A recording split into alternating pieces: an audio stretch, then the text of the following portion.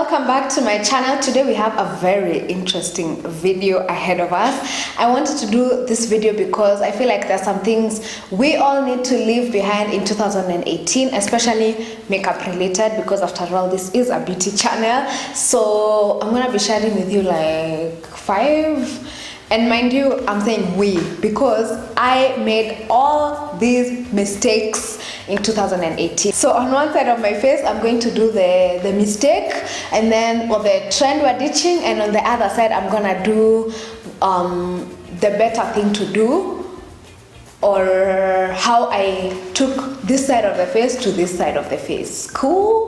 Let's go ahead and get started. Okay, so the first one has to do with brows. Actually, I have 2 that have to do with brows because brows are a huge thing. But before I even say them, I just want to give you words of encouragement, because I know eyebrows is one of the hardest makeup step to master. One day your brows look good, the next day they don't look good. You have to keep on practicing. So if you're still going out and your brows look the way I'm gonna show you, take heart, because eventually you will get it. And by the time all of us who know how to do our brows have gotten here, we have walked out of the house with our brows looking the way I'm gonna show you. So take heart, guys, take heart. So the first mistake as I brush my brows is block brows. By block brows, I mean brows that are thick from beginning to end. Block brows. Like you literally just take your pencil, it's a block, guys. And what we usually try to do with our brows when we're filling in our brows, we want them to look, like natural, but at the same time, we did fill them in. So the block brow thing makes them look unnatural, because typically your eyebrow at the front has fewer hairs than it does in the middle, and then towards the end it kind of completely decreases, so the tail should be thin. So the block brows, guys, they got to go. They have to stay in 2018. Let's leave them there. Let's not carry them with us this year. Okay, so let's lay this eyebrow to rest. Okay, let it just rest in peace. Let's leave it in 2018, because it doesn't look horrible. It's just that it's way too thick and it looks extremely unnatural. If you look at these 2 brows, the hair here is not like this, and you always want to fill in your brows to mimic how your natural brows look. But like I said, I have had my day with a block brow. I have. I have. So keep practicing. Let me do the other brow the proper way. So the first key is to have your brow pencil really sharp, especially when you're doing the beginning of the brow, where you don't want the hair to look too dense, like in the block brow. I have really tried to do my brow in the best way possible, because I can't be sitting here saying mistakes we're living in 2018, and then I do one mistake and then I do the same thing on the other side. So, but I think you guys can tell the difference. This one is very thick from beginning to end. The tail is also really thick. This one has sparse hairs, because I've mimicked sparse hairs in the beginning, fewer hairs, and then the tail, although I feel like the tail is a bit too thin, the tail kind of thins out at the end, unlike this one where it's just thick from beginning to end. Okay, next one still has to do with the brows, and it's the halo brows. What I mean by halo brows is putting concealer under and over your brow, which is usually fine, and it makes your brows look beautiful, unless you don't blend out that concealer, and to begin with, you're using a concealer that is way too light for your skin tone. Okay, so this concealer I'm using is about possibly 3 shades lighter than my skin tone, which, if you ask me, is way too light. It's just way too light. You just need to go like 1 or 2 shades, maximum 2. Okay, there is the brow we're ditching. You know, you can actually get away with using a very light concealer, but then I would say don't wear your foundation before you do this step, because now the foundation is on. It would be so tricky now for me to go back in with some foundation here. So I just suggest, if you really want to do this, then do it under your foundation. So do it and then do your foundation. I actually usually don't do this thing at the top. I only clean up at the bottom. I feel like I don't have a steady enough hand to clean up at the top, and I usually feel like it's defined enough. So let me clean up this other one with a concealer that is just a shade lighter than my skin tone. Okay, so now when I do want to like really define the brow, I usually just go in with either a concealer that's my shade, or I just go in with a foundation that I've used that day. So that's what I'm gonna do, even though, like I said, I usually skip this step. So you see, that really manages to blend into the foundation whilst actually still defining the brow. Next, we're going to go into concealer. One mistake that I feel like we really made in 2018, and me leading you all, was using a concealer to highlight under your eyes that is way too light for your skin tone. Yeah. And then on top of that, overbaking. I'm the queen of overbaking.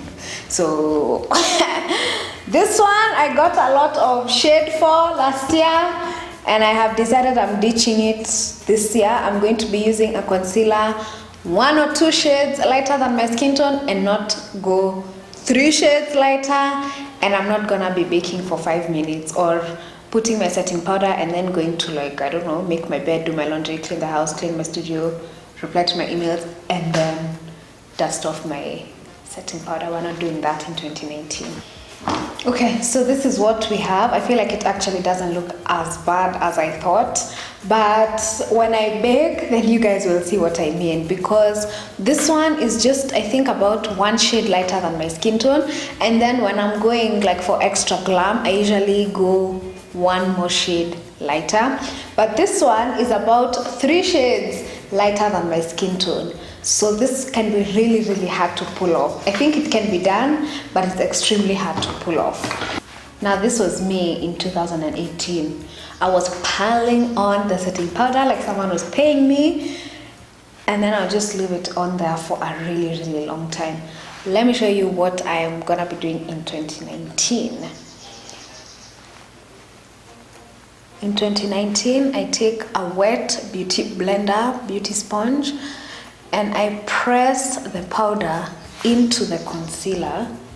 We're pressing it over the concealer, and then we're not really baking. We're baking because I'll die baking, but we're not doing 5 minutes, 8 minutes. We're doing 1 minute, and then dust off the excess if there's even any, because it's really soaked in and absorbed by the concealer. So I'm already gonna dust the right side off. Like I said, there's really nothing much to dust off,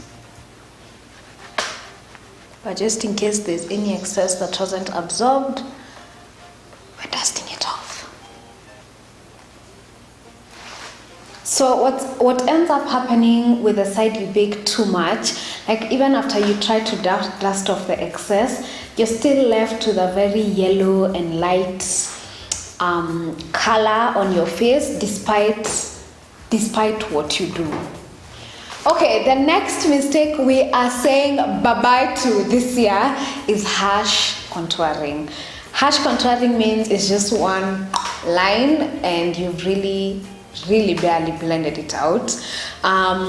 This was me last, like guys, I told you, it's like I'm making this video to myself because this is even the reason why I left cream contour behind, because I feel like it's so much harder to work with, so much harder to blend. By cream contour I mean using concealers or creams, anything creamy as a contour. It can be quite hard to blend and then it ends up looking a bit muddy. So now I do more of powder contour, which you guys are gonna see on the other side. So this is what I mean by a harsh contour. First of all, it's too thick, and then it doesn't look like it's very well blended. So I don't know, cream contour, I really fear cream contour. So now I'm gonna powder contour on this side. So even the brush I'm using is different. It's a fluffy brush, so I'm really able to get the powder to blend out so well. Now you can use a shadow for this, like a brown shadow. You can find a brown shadow and use one, or you could just use a darker powder than what you're currently using. So this is the contour I've done on this side with powder. It looks really well blended. It actually just looks like it's creating some shadows in my face. I didn't make it sharp. And this one looks a bit too dark. It looks muddy and it doesn't look well blended. So this one, bye-bye. I just filmed the next one and I realized my camera was not even recording. Anyway, the next one, now I'm just gonna have to say and show you, is highlighter. So this is the wrong side, and the mistake that many of us have made in our lifetimes is just putting like a strip of highlighter and forgetting that highlighter also needs to be blended out. So just, you know, a strip and that's it. But on this side, it's well blended. It can be as blinding as you want, but the tip I would give you is to build it up. Don't put all of it at once because it will be so much harder to blend.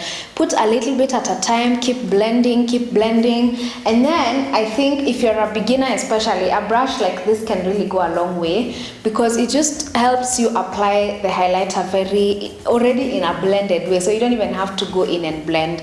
And then you can also actually use your finger to blend. You don't have to need a beauty blender or whatever.